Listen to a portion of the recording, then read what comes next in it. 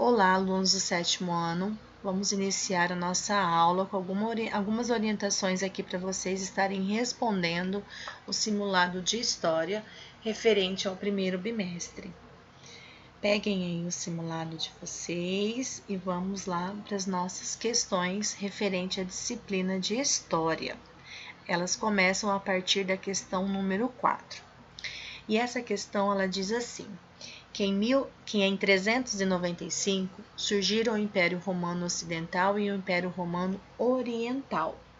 Por que a gente fala de Império Romano Ocidental e Oriental? Lembram que a civilização bizantina foi constituída ao longo de mais de 1000 anos de história.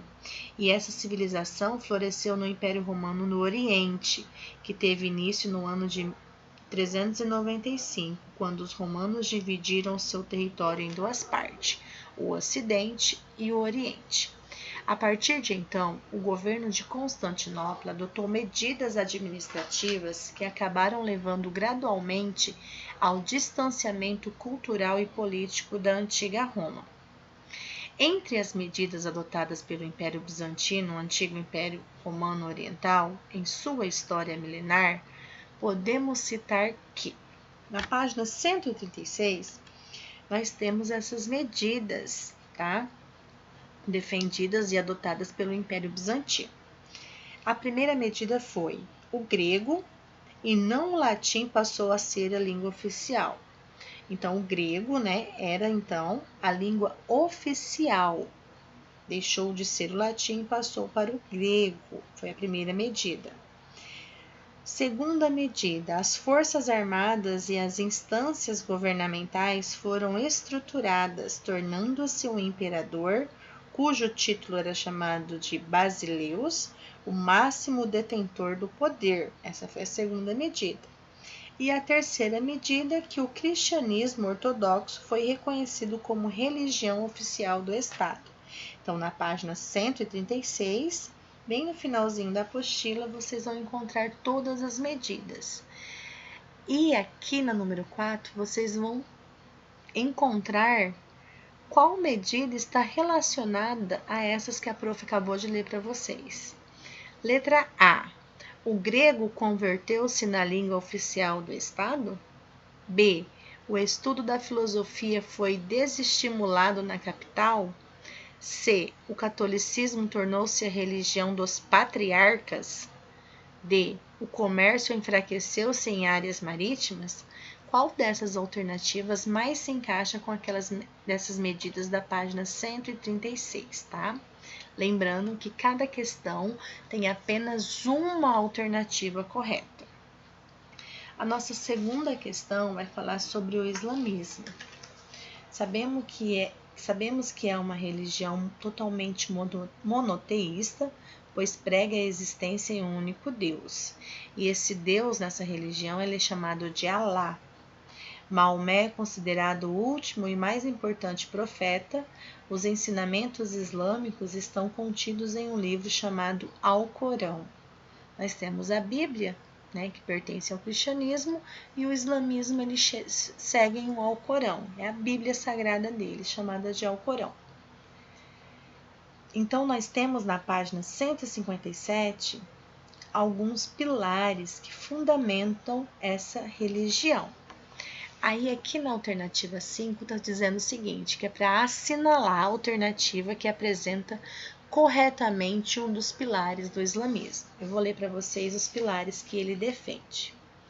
Acreditar em um só Deus, Alá, e o proclamar Maomé como profeta. Orar 5 vezes ao dia com a face voltada para a Meca. Dar esmolas aos necessitados. Peregrinar a Meca pelo menos uma vez na vida. Ir a Meca, pelo menos uma vez na vida. Guardar o mês do Ramadá fazendo jejum diário, aceitar como resignação tudo o que acontece, pois foi predestinado ao ser humano por Alá. Por isso que os muçulmanos têm a frase, está escrito ou tinha de acontecer. Então, tudo isso que eu li para vocês são os pilares, né, os fundamentos do islamismo. Então, qual das alternativas abaixo está ligado a um desses pilares que eu acabei de ler para vocês? Letra A, consumir carne de porco somente durante o Ramadá. B, orar 5 vezes ao dia com a face voltada para Meca. C, visitar as sinagogas aos domingos e feriados religiosos. D, peregrinar até Jerusalém pelo menos uma vez na vida. Qual dessas alternativas está relacionado com um dos pilares do islamismo? Agora nós temos aqui a questão número 6. E ela diz o seguinte: após a morte de Maomé, o islamismo dividiu-se em algumas correntes de acordo com interpretações diferentes, feitas de seus ensinamentos. Desse modo surgiram alguns ramos, dos quais os mais conhecidos são sunitas e xiitas. Também na página 157, nós vamos falar desses dois ramos do quais, acabaram se dividindo, porque tiveram interpretações, eles não concordavam com algumas coisas e acabaram dividindo-se em dois grupos. Então, na página 157, no último parágrafo, vai falar. E aí nós temos a pergunta que diz que, entre outros princípios, os sunitas pregam que. Então, a questão está voltada somente para os sunitas. O que os sunitas pregam? Letra A, o Alcorão é o único livro sagrado que deve ser lido. B, o Islã deve restringir-se às comunidades coraixitas. C, o califa deve ser um descendente do profeta Maomé. D, o chefe político deve ser escolhido por muçulmanos. Então, qual dessas alternativas está representando um dos princípios dos sunitas? Vocês vão marcar também somente uma alternativa correta. E nós temos a questão número 7 e última questão de história. E essa questão ela diz: ao contrário do que ocorria na Europa, onde o Império Romano do Ocidente se desagregava em reinos, ducados, condados e outras divisões em torno de grandes propriedades rurais chamadas feudos, no Oriente o poder do imperador deu origem ao que chamamos de teocracia ou césaropapismo. Aí então está voltando a falar sobre teocracia. O que era essa teocracia? Lá na página 137, onde vai falar sobre o poder político. A teocracia, ela vem do grego, Deus, e cracia, poder. E ela é o tipo de poder que se apoia na religião, sendo o governante considerado divino ou o representante divino. E o césaropapismo, ele só vem, ele origina essa palavra da fusão de César, que significa autoridade imperial em Roma, e Papa, chefe supremo da igreja. Então, ambos, nesse sistema, de governo, o imperador ele exercia uma autoridade ao mesmo tempo terrena e espiritual. Eles cuidavam tanto de bens materiais da terra, que eram os feudos daquela época, como da vida espiritual daquelas pessoas. Então, no césaropapismo, qual dessas alternativas está justificando, o que era essa teocracia e esse césaropapismo? Nós temos a letra A, que diz assim: o imperador exercia uma autoridade tanto terrena quanto espiritual na vida das pessoas.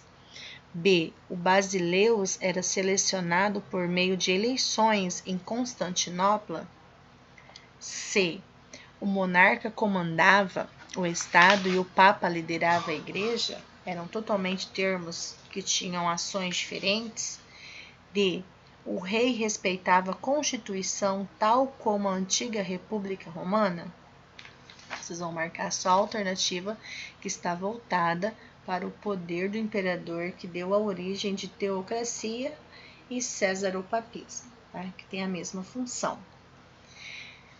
Aqui agora eu vou deixar para vocês todos os nossos conteúdos referente ao simulado, as páginas, tá? Para vocês voltarem na apostila, ler com atenção, reler se necessário. Não esqueçam de marcar somente uma alternativa em cada questão. Se tiverem muitas dúvidas, acharem que não estão conseguindo responder, podem me procurar no WhatsApp que eu estarei orientando vocês. Beijos, um bom dia e até o nosso próximo encontro.